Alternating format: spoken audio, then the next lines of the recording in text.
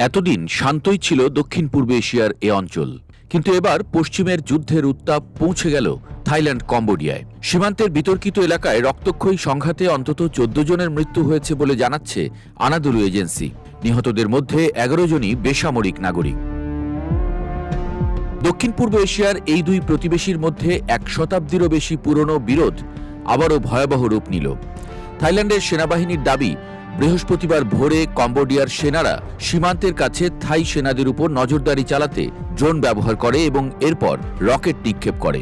এর জবাবে থাই বাহিনী পাল্টা হামলা চালাতে বাধ্য হয়। তারা অভিযোগ করেছে কম্বোডিয়া BM-21 রকেট লঞ্চার ও আর্টিলারি ব্যবহার করেছে, যার আঘাতে সীমান্তের থাই পক্ষে হাসপাতাল, পেট্রোল স্টেশন সহ বহু সরকারি স্থাপনা ক্ষতিগ্রস্ত হয়েছে।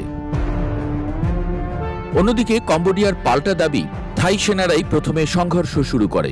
তারা জানায়, সকাল 6:30টার দিকে থাই সৈন্যরা একটি খেমার হিন্দু মন্দিরের চারপাশে কাঁটাতার বসিয়ে পূর্বের চুক্তি লঙ্ঘন করে।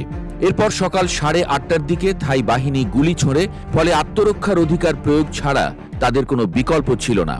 কম্বোডিয়ার প্রতিরক্ষা মন্ত্রণালয় অভিযোগ করেছে, থাইল্যান্ড অতিরিক্ত সেনা মোতায়েন করেছে এবং কম্বোডিয়ার ভূখণ্ডে বিমান হামলা চালিয়েছে। দুই দেশের মধ্যে এই বিরোধের শিকড় 100 বছরেরও বেশি পুরনো। ফরাসি ঔপনিবেশিক শাসনকালে নির্ধারিত সীমান্ত নিয়ে থাইল্যান্ড ও কম্বোডিয়ার মধ্যে দীর্ঘদিনের বিরোধ চলমান। 2008 সালে উত্তেজনা নতুন মাত্রা পায়। তখন কম্বোডিয়ার সীমান্তের বিতর্কিত এলাকায় অবস্থিত 11 শতকের একটি মন্দিরকে ইউনিসেফের বিশ্ব ঐতিহ্য তালিকায় অন্তর্ভুক্ত করার চেষ্টা করে। সাদা হাতির দেশ থাইল্যান্ড এই পদক্ষেপের তীব্র বিরোধিতা করে।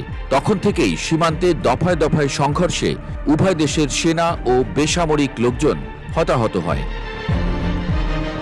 সাম্প্রতিক উত্তেজনা শুরু হয় গত মে মাসে।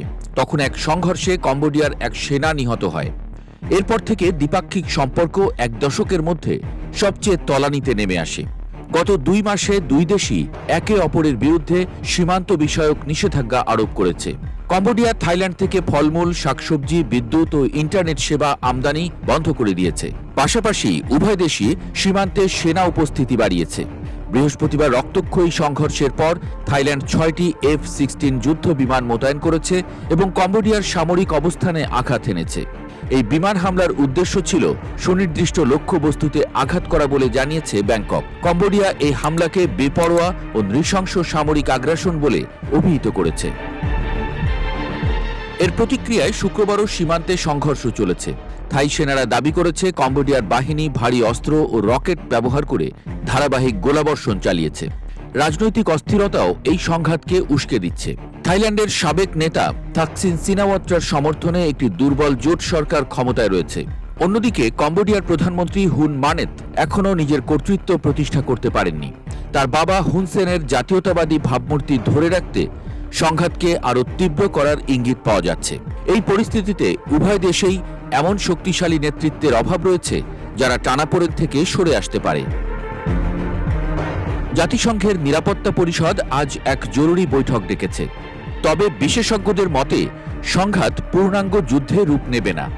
তবু আলোচনার পথে ফেরার আগে উভয় দেশই নিজেদের সর্বোচ্চ সামরিক শক্তি প্রয়োগের চেষ্টা চালাবে।